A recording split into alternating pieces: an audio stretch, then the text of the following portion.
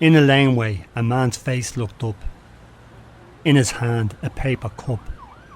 Begging for money, crying out for help. I wondered how that man felt. He reminded me of a friend who was on the streets because of mortgage debt he couldn't meet. Summoned to court to defend his home.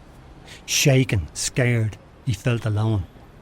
In court he watched as the plaintiffs made their play, wanting vacant possession of family homes with the least limited stay.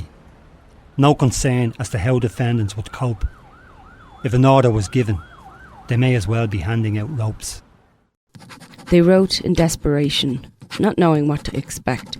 If a reply from the office of an Taoiseach would have a positive effect. Possession orders pending, evictions staring at them in the face. Families terrified that vultures would now invade their space. Landlords quitting the rental market.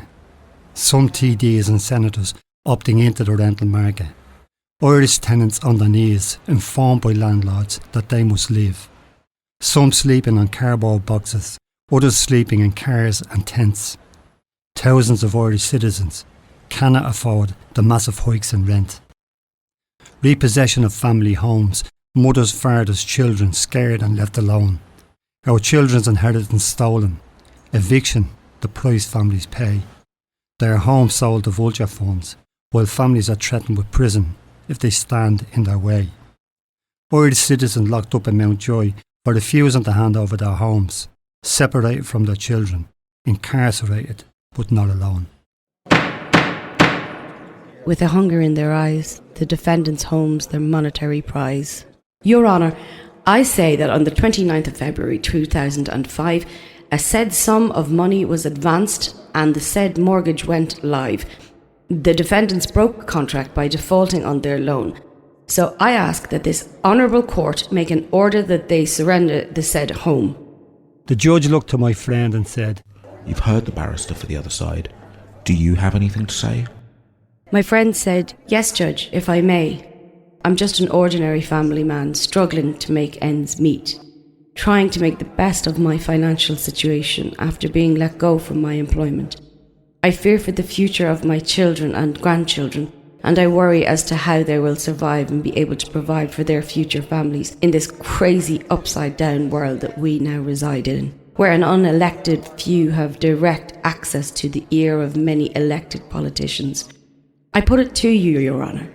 What can I, an ordinary citizen of Ireland, do to protect my family home from vulture funds and banks that want to evict us? It's a disgrace, Your Honour, where this democracy that was fought for by our forefathers in 19... I've listened, young man, to your story of concern. However, you are not here to talk about your democratic rights or 1916. You are here to discuss the matter regarding defaulting on your mortgage loan. And it's for this reason you will forfeit your home. My duty as judge is to serve judgment. Your agreement with your mortgage lender was to pay your loan. You broke contract. You didn't pay.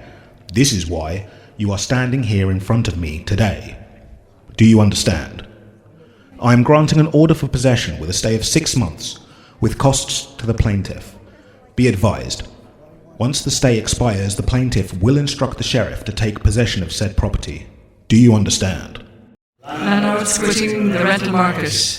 TDs and senators opting into the rental market. Irish tenants on their knees, informed by landlords that they must leave. Some sleeping on cardboard boxes, others sleeping in cars and tents. Thousands of Irish citizens cannot afford the massive hikes in rent. Repossession of family homes, mothers, fathers, children scared and left alone. Our children's inheritance stolen. Eviction, the price families pay. Their homes sold to vulture funds, while families are threatened with prison if they stand in their way. Irish citizens locked up in Mountjoy for refusing to hand over their homes, separated from their children, incarcerated but not alone. We implore you, Taoiseach. We implore every politician elected to the Dáil. Intervene now. Stop repossession of family homes. Speak with us, Taoiseach. Speak with us, elected politicians. Listen to the concerns of your constituents, those facing eviction and those already out on the street. What about our children and our grandchildren and all future generations to come? What about security of tenure? Will it be guaranteed? And just for now, providing homes for Irish families in their greatest moment of need. 12,847 people were in emergency accommodation in July. This is a rise of more than 200 from the 12,847 people were in emergency accommodation in July. This is a rise of more than 200 from the 12,000. It identifies the number of people utilising state-funded temporary accommodation month. Domestic violence figures only asylum in state emergency housing accommodation. Thousands of families are already in emergency accommodation all over the country, with many others living on the streets. This is the shocking reality facing Irish families.